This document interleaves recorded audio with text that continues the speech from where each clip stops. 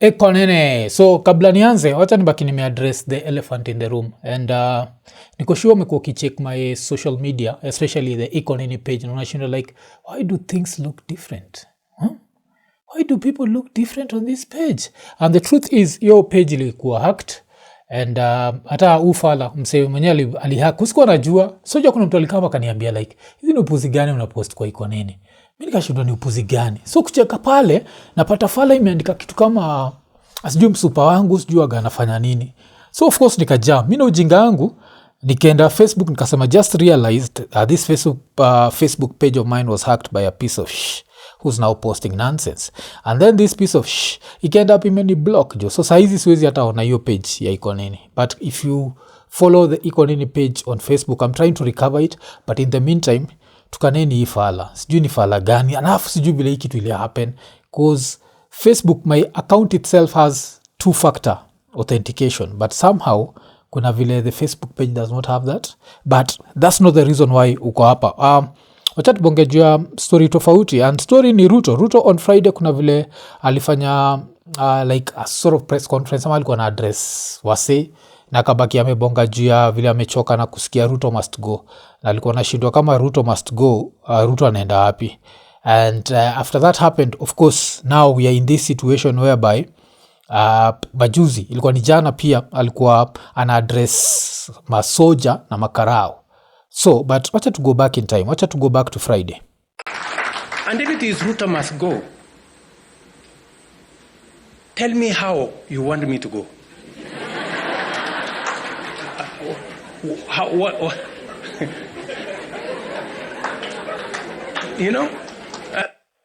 So nacheki. So alisema if it's Ruto must go, tell me how Ruto must go. And what ended up happening ni kuna wase kadhaa walienda kwa wamemchorea map. Na hiyo map ilikuwa inatoka from Nairobi to Sugoi. And so there was that. But still kuna vile alikuwa amekula moto kabisa on Friday. So and kitu moja unibambaga na Ruto ni nikaja isikiaga ile is it the phrase ama is it the saying that if you're in a hole stop digging. And what he does is he keeps digging. So wacha tusikie kitu lingine pia alisema on Friday. But what we witnessed was not peaceful protest. It was calculated chaos. It was violence. It was destruction. And it was economic sabotage. Let's call it what it is. That is what it was. Shops were looted. Businesses, some built over decades, were burnt to the ground. Market stalls destroyed. Warehouses ransacked. Investments worth billions of shillings wiped out in hours. Okay, so is this true that businesses were looted? Yes, all this were happened, but why did it happen? It happened because the police decided to side with goons. The police were protecting goons, and the police were fighting peaceful protesters. But hautaskia that shops zilikuwa looted on Kimathi Street. Hautaskia like vitu zilikuwa vandalized on Kimathi Street, but protesters walikuwa hizo wakina Kenyatta Avenue, where all this looting was happening. Ilikuwa huko kina OTC, and the reason is there was actual footage of the police hanging out with goons and beating up innocent people. So that happened. And of course so this happens on Wednesday, and then on Thursday mambo ika happen vile inafaa ku happen, like a few things, reactions hapa na pale. And on Thursday, of course, the biggest reaction ilikuwa from Murkomen, because Murkomen alikuwa anaambia wase wake that they need to stand their ground, and apart from standing their ground akawaambia that they need to worry about kudedisha wase. They can kill as many as possible, alafu yatabaki wa defend. So that's one of the things that he ended up saying. And sasa on Saturday he tried to justify what he'd said on Friday, because wase wengi walikame out wakimkashif. So kulikuwa na mtu kama Professor Kifuta Kibwana alikuwa anamwambia that habelieve yeye ni mwalimu wake, na pia kaendelea kumwambia that hizi vitu zilizonasema, if these people actually do this, you are the one who's going to be held accountable at some point. Because what's happening is Murkomen feels like he's going to always be in power, so he can ask the cops to commit crimes against humanity, and nothing is going to happen to him.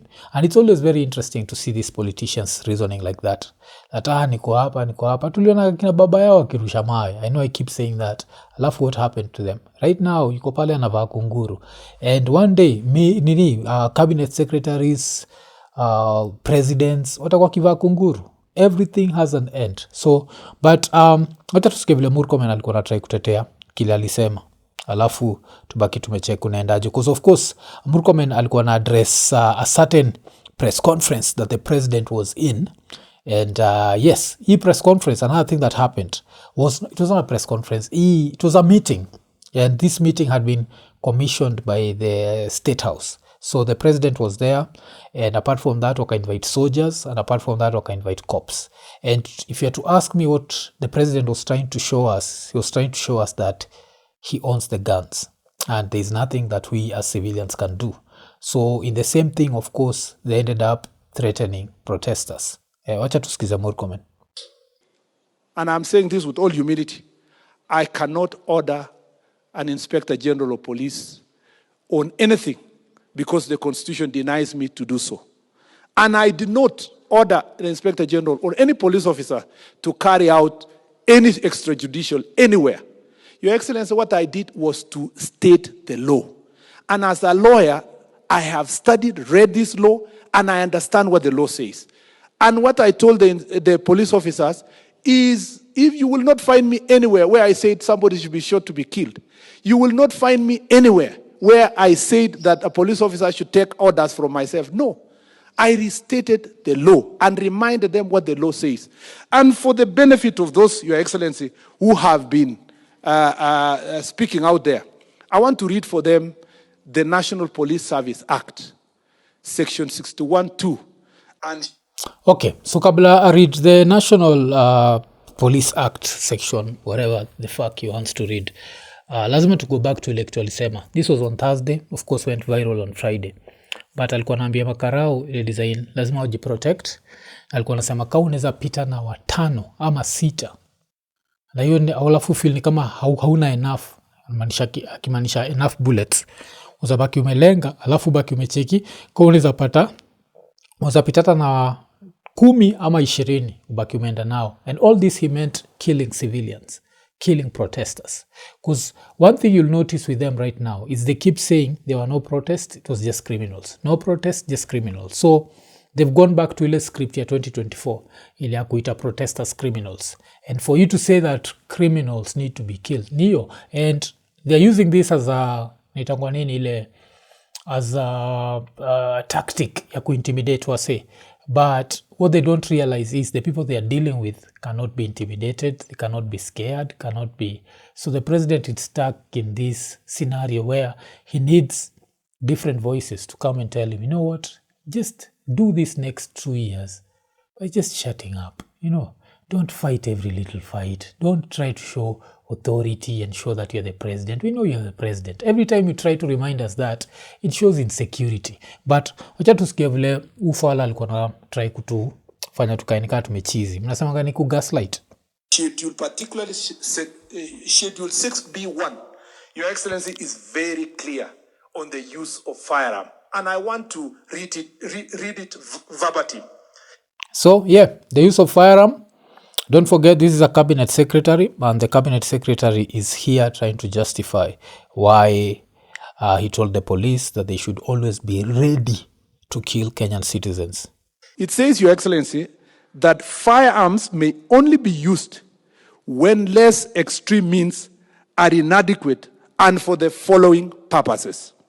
1, saving or protecting the life of the officer or other persons. 2, in self-defense or in defense of other persons against the imminent threat of life or serious injury. C, protection of life and property through justifiable use of force. D, preventing a person charged with a felony from escaping lawful custody. Hii inakuwaga interesting. You're preventing a person charged with a felony. I know it's in their act, but if someone has given you their back and they're running away, and they are not a threat to anyone in the vicinity. I don't know why that. Of course, hii ni story na law, hii ni story na the parliament ya Kenya, and of course parliament ya Kenya yonagi vitu kama hizi because baadaye unajua if the felony ni hii kunajisi watoto, unajua the president will just pardon you, but wacha tuendelee kusikia upuzi. 5 or E, preventing a person who attempts to rescue or rescue a person charged with felony from escaping lawful custody. Your Excellency, I'm not the one who wrote the law. The law says a police officer, when faced with a situation of a threat of his life, must be able to use the firearm.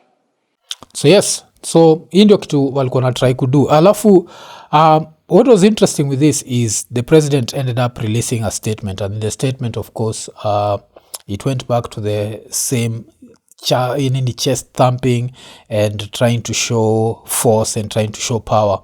And it's very sad because saizi tuko stuck in a situation whereby we will keep talking about these things, and the things we are talking about is extrajudicial killings. And for anyone who doubts this, who doubts that umse alikuwa na call for people being to be shot, there was a different angle. Kumbuka beleni kulikuwa na ile angle moja where he's booed, and then kukakuwa na ile pata na bonga na makarao, ile kulikuwa na kamseka na lamba haga kako yes sir.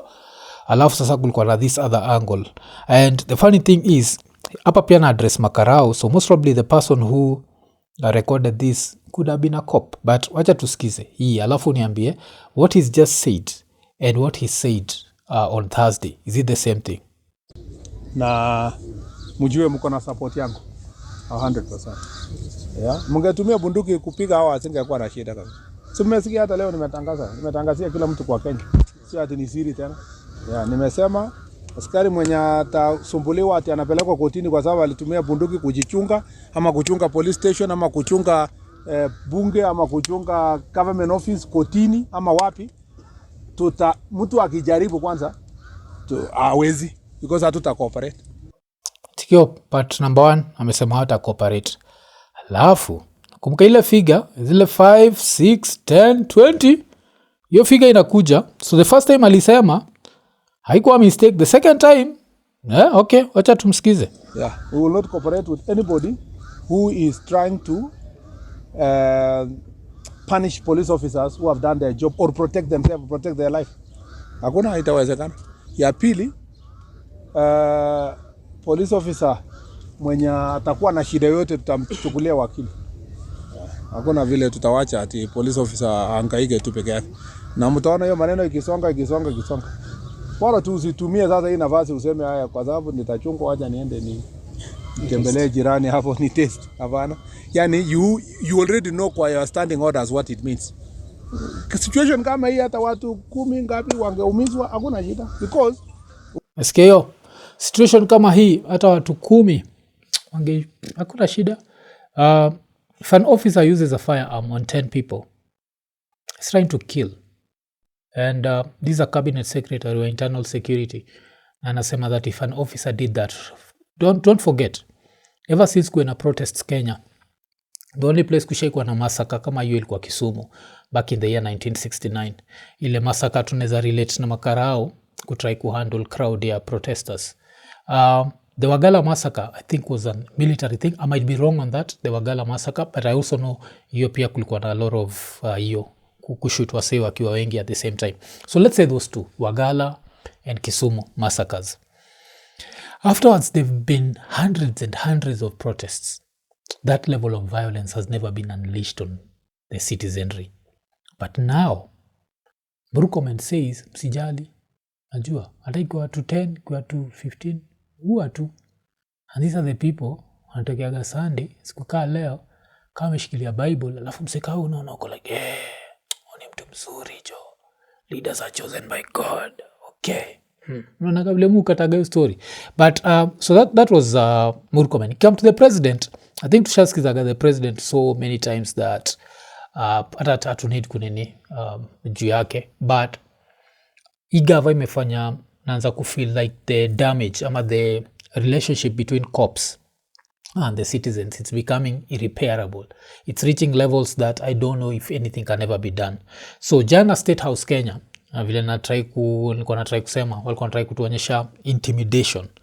So this was the statement that the president alisema akiwa na ama security personnel. Alisema criminals disguised as protesters will be held accountable, President Ruto. Then ikaandikwa President William Ruto has met the country's top security chiefs and administrators and directed them to ensure the lives and property of all Kenyans are protected. The president also directed the security chiefs to bring to book all those who perpetrated heinous crimes, including looting, robbery, rape and arson during riots earlier this week, and ensure they are prosecuted. Then kulikuwa na hizo photos ilo nacheki amesimama mbele ya kuna SWA military, alafu pia kuna makarao. So of course it's just a subtle message of reminding us who has hizi vitu. Na kuna mtu anakataa, you have hizi vitu. Did these crimes happen? Did arson happen? Did robberies happen? Yes, and they happened because the police let it happen. The police and the goons were in cahoots. Yes, walikuwa pamoja. But sisi kama raia za kawaida, of course hatuko on that side. And this is the reason why like normal kawaida citizens, I think ilikuwa ni nani Gachagua akiwa nation aliuliza waonyeshwe one goon who was shot. There was not a single goon shot. Hakuna mtu yote alishutiwa anywhere akapatikana kama ameshikilia zile marungu kwa mkono, zile rungu za Sakaja. But how many people were shot that were innocent and unarmed and what? Walikuwa wengi. Nasemekana so far the casualties ni 16. So hii relationship ya makarao na citizens, because the makarao naambiwa kujeni mtupige risasi, and watakuja. Kuna wale watakama tupige risasi na kuna wale wataona that hawafai kutupiga risasi. But what's going to happen is the citizens are going to start fighting back. And one of the footage ile nilicheki ilikuwa ni footage ya I think ili happen Masai za Nyandarua. And basically what had happened in Nyandarua is kuna msee inasemekana ilikuwa ni ile Ndunyu Njeru police station, na ilikuwa set ablaze by angry residents after a officer fatally shot civilian in Nyandarua. So inasemekana huyu civilian alikuwa innocent, and what ended up happening was walienda up wakichoma hiyo police station. And this is the sort of behavior that's going to happen if the president keeps making the police feel like citizens are enemies and making the enemies feel like the police are enemies. So it's the president who's actually creating this rift, and it's akina Murkomen who's creating this rift. Because if you give these guys the freedom to shoot 20, 15 people, that's a massacre. And if that happens, your country mnashinda mkisema we might lose the country. You're the ones who are going to make us lose the country. Because as soon as the people feel like no one is following the law. In Kenya's history, there's never been any time, hata during the post-election violence, hakuwahi kuwa na time yoyote where one policeman aliangusha watu 10, 15. For that to happen. But hata tucheki, hii ni police station ilikuwa inachomwa.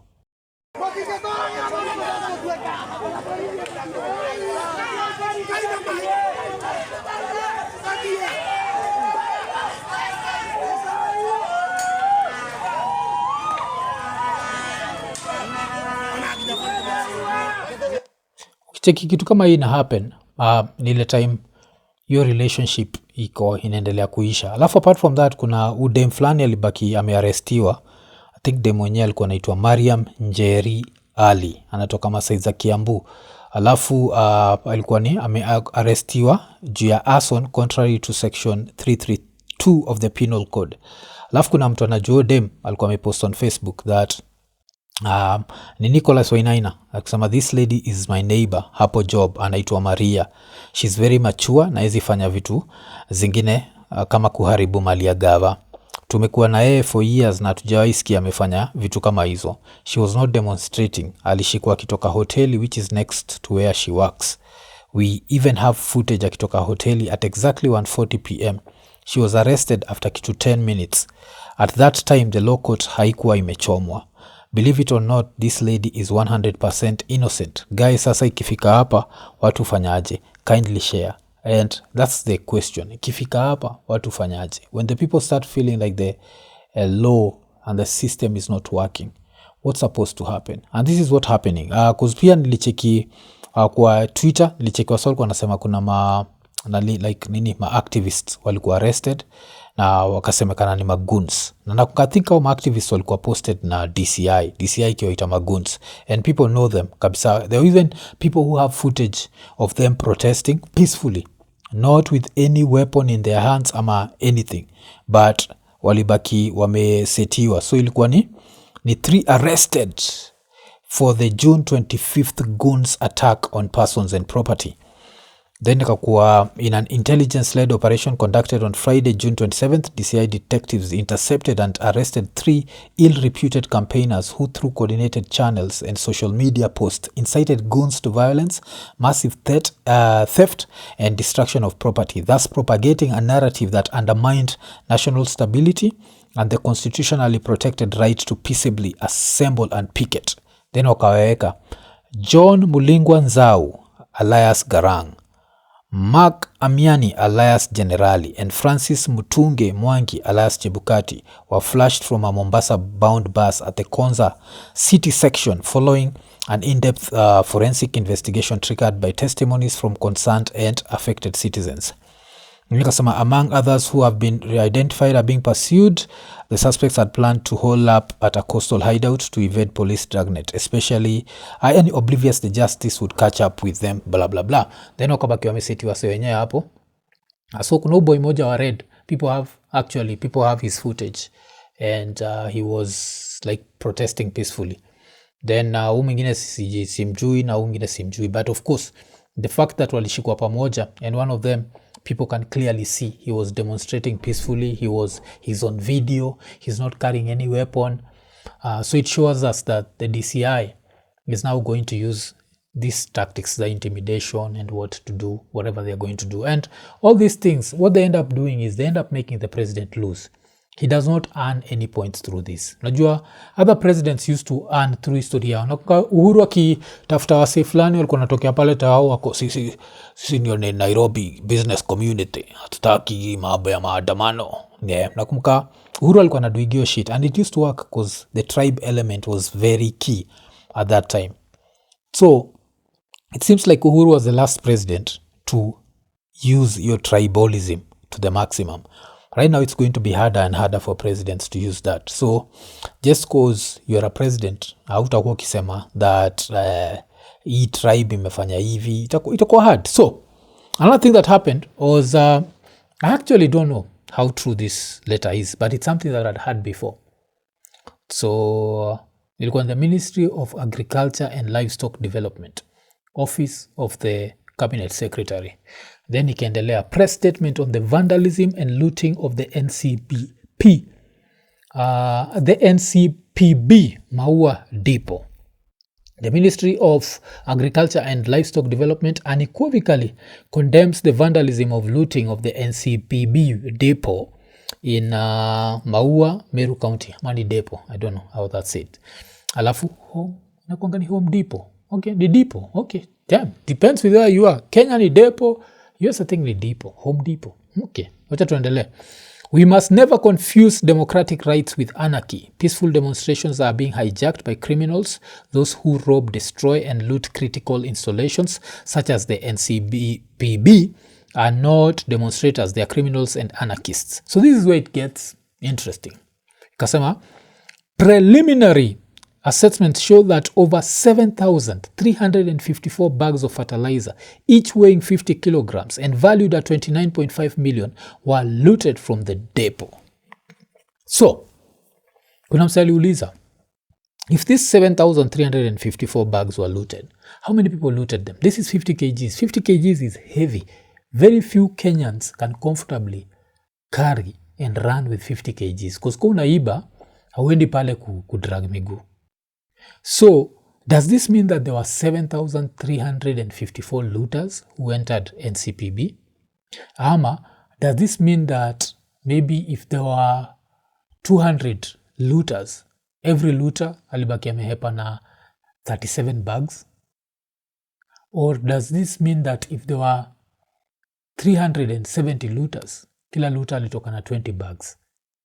Ama, kuna watu wanauliza, ama looters walikuja na mapro box? How is this feasible? And this is so nini. I'm sorry that because I remember seeing this and I didn't even niliona tu nikabaki nimejam.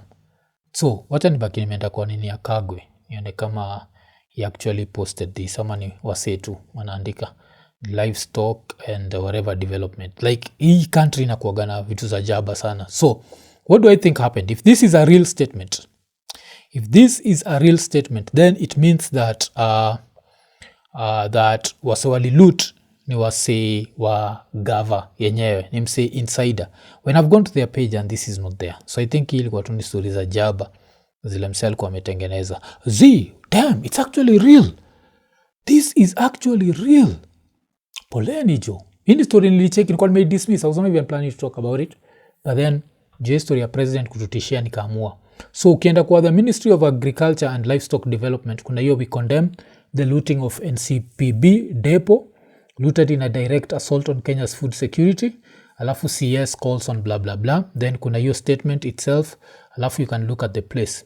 So how many looters looted this place? As you can see, the place looks like it haikai destroyed. It looks very clean and what. So basically clearly happened, one of the managers who works here looted this place. Simple. This is very simple police work. There's no way.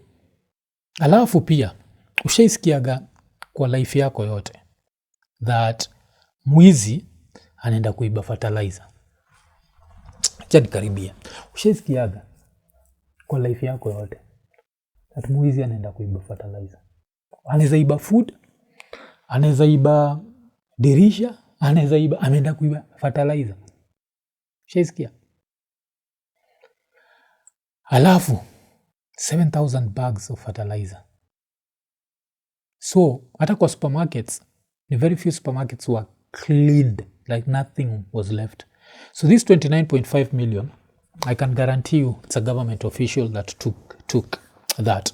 But now we are stuck in this situation whereby innocent people are being arrested, and apart from innocent people being arrested, the government, corrupt officials are using this opportunity to either rob here in CPB. This is an NCPB official that did this. This is a courts. We have to look at this courts thing. I will not be surprised. This is a courts pia, it's just court officials. Maybe kuna fala fulani kuna corruption case, then wanaamua kuchoma. All these things, they make no sense. Kuna zile vitu, ile Nyandarua nakumbuka magari zinachomwa. Hakuna mtu atantoa hata ati vile wa Kenya uiba vitu, wanaiba atu wanachoma tu gari wakienda. Nyandarua. And Nyandarua, it's not like uko kuna mtu ana support Ruto. So why would they be doing that? No reason. So, but this is a situation where we are left in. The president, in summary, president met the security chiefs. Alafu Murkomen alikuwa hapo. Alafu the message was, kipatana na Mkenya, ulapendi rais, tandika ya risasi. Alafu gava, ta justify iseme, alikuwa anarchist, alikuwa criminal. Alafu tukitisha justice, tutapatana na polisi kwa streets, watatupiga na wataendelea kutuua. Alafu tukituliza mbona mnatuua, watatuambia tutafanya kile tunataka kufanya. Iko nene.